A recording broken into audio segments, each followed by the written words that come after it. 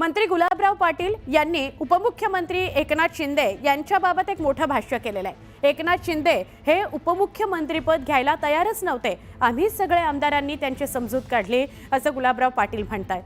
महायुती सरकार येण्यामध्ये एकनाथ शिंदे नावाची खूप मोठी ताकद होती। आपल्या सरकारच्या काळामध्ये देवेंद्र भाऊंनी सुद्धा मोठं मन दाखवलं होतं, त्यामुळे आता त्यांच्या सरकारमध्ये आपण सुद्धा मोठेपण दाखवलं पाहिजे अशी समजूत आमदारांनी काढल्याचं गुलाबराव पाटलांनी म्हटलेलं आहे।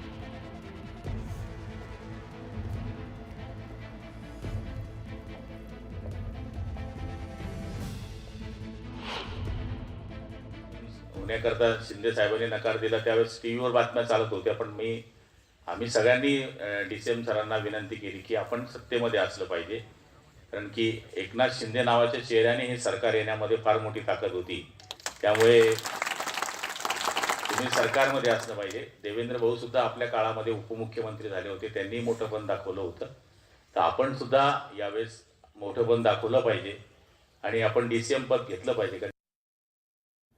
उपमुख्यमंत्री एकनाथ शिंदे यांनी यावर काय प्रतिक्रिया दिली आहे ती सुद्धा बघूयात।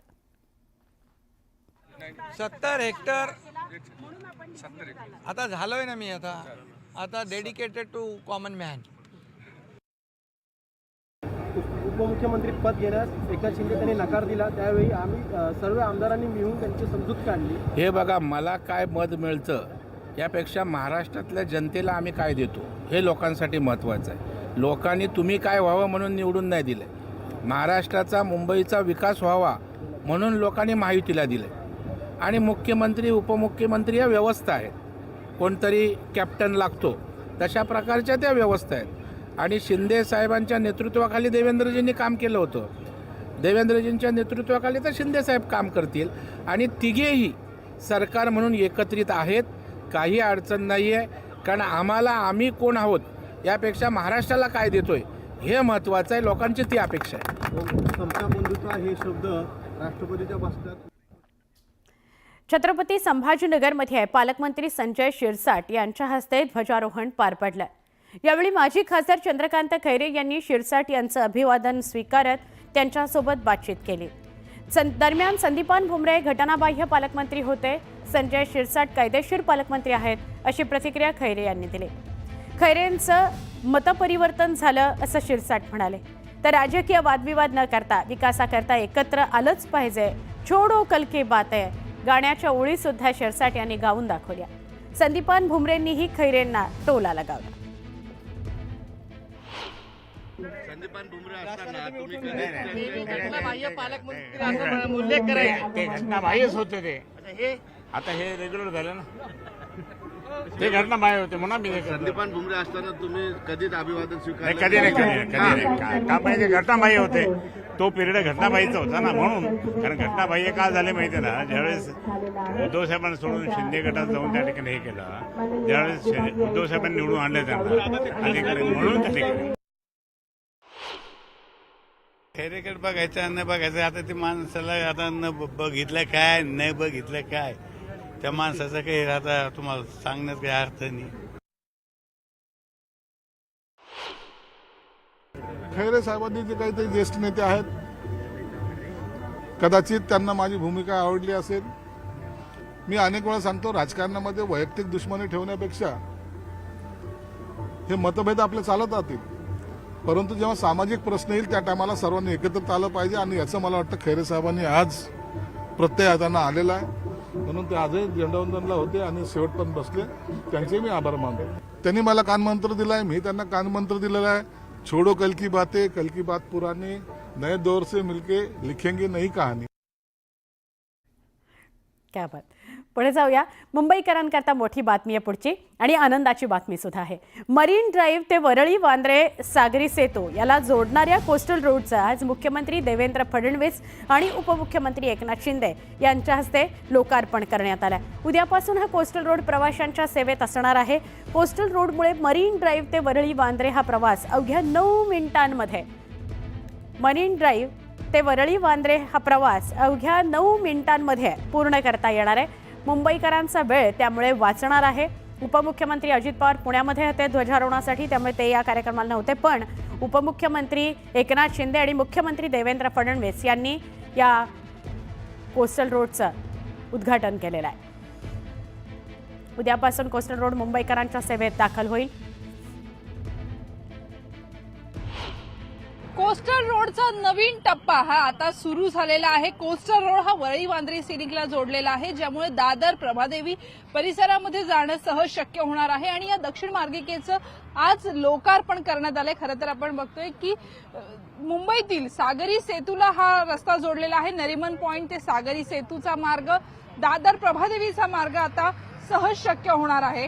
हा साधारणपणे 827 मीटरचा रस्ता आपल्याला पाहायला मिळतो, ज्यामध्ये एक बो आर्च पद्धतीचा स्ट्रिंग गर्डार टाकण्यात आलेला आहे आणि या गर्डारच्या मदतीनं ही वाहतूक शक्य होत आहे. साधारणपणे या गर्डारची लांबी ही 143 मीटर तर रुंदी ही 27 मीटर असणार आहे. वरळी वांद्रे सिलिंकच्या दोन्ही मार्गिका या सुरू झालेल्या आहेत आणि आज याचं लोकार्पण करण्यात आलेलं आहे. उद्या अर्थात 27 तारखेपासून याचा वापर हा सर्वसामान्य मुंबईकरांना करता येणार आहे. त्यामुळे मुंबईच्या उत्तर आणि दक्षिण भागातून येणाऱ्या प्रवाशांच्या वेळेची बचत होणार आहे.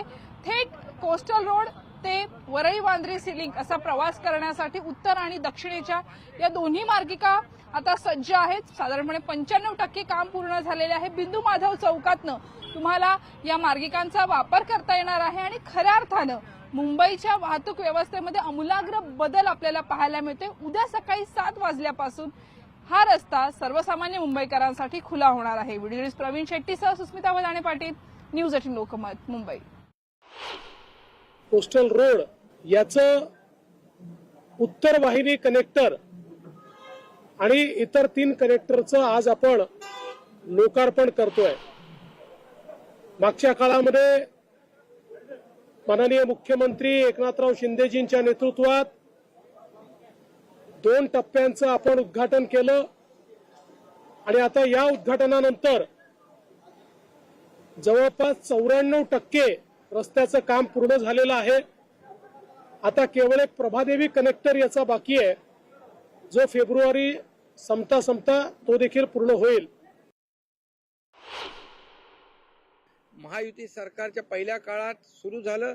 दुसऱ्या महायुतीच्या काळात जेव्हा देवेंद्रजी मुख्यमंत्री होते तेव्हा सुरुवात झाली आणि मी मुख्यमंत्री असताना या ठिकाणी याला आणखी गती मिळाली. आता तिसऱ्या टप्प्यामध्ये देवेंद्रजींच्या काळात हा कंप्लीट जो कोस्टल आहे तो पूर्ण मुंबईकरांना समर्पित होईल. मला एवढाच आनंद आहे की मुंबईकरांच्या जीवनामध्ये आनंद देण्याचं काम महायुती सरकारने केलेलं आहे. मरीन ड्राईव्ह ते वांद्रे वरळी सागरी सेतूला जोडणाऱ्या कोस्टल रोडचं आज मुख्यमंत्री देवेंद्र फडणवीस आणि एकनाथ शिंदे यांच्या हस्ते उद्घाटन झालं. कोस्टल रोडमुळे मरीन ड्राईव्ह ते वांद्रे वरळी हा प्रवास 9 मिनिटांमध्ये होणार आहे. मुंबईकरांचा वेळ त्यामुळे वाचणार आहे. पुढच्या बातमीकडे आपण वळूया. पुढची बातमी अर्थातच कोस्टल रोडच्या लोकार्पणावरून आदित्य ठाकरेंनी मात्र महायुतीवर टीका केलेली होती. महाविकास आघाडीचं सरकार असतं तर संपूर्ण कोस्टल रोड 2023ला पूर्ण झाला असता, अशी टीका आदित्य ठाकरेंनी केली होती. त्यावर मुख्यमंत्री फडणवीस आणि उपमुख्यमंत्री एकनाथ शिंदे काय म्हणाले ते बघूयात.